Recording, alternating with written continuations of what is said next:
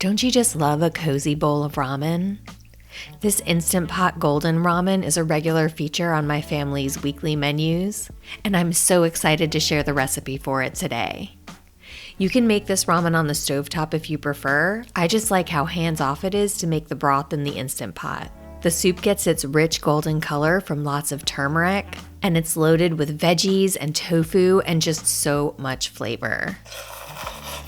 If you like this recipe, leave a comment, and don't forget to subscribe to my channel. Heat some toasted sesame oil in your Instant Pot, then add onions, garlic, and ginger, and a little bit of salt. Cook that until the onion is turning translucent. Then add vegan chicken broth, tofu, carrots, turmeric, crushed red pepper, and miso dissolved in water. It's really important that you dissolve the miso in a little bit of water because otherwise it probably isn't going to break down in the Instant Pot. Give that a stir, then cook it at pressure.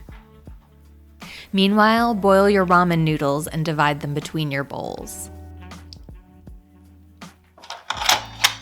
When the broth is ready, add your favorite quick wilting greens like baby spinach or baby kale, and then stir those in. They should cook down just from the ambient heat in the pot, but if you need to, you can hit that sauté button again.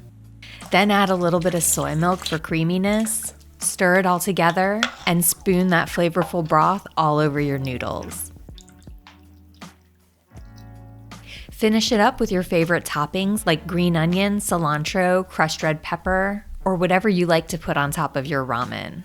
This recipe is total comfort food and it is so simple to make. It's one of my go-tos when I end up working late and just need to get something on the table and I want it to be nutritious and cozy and delicious.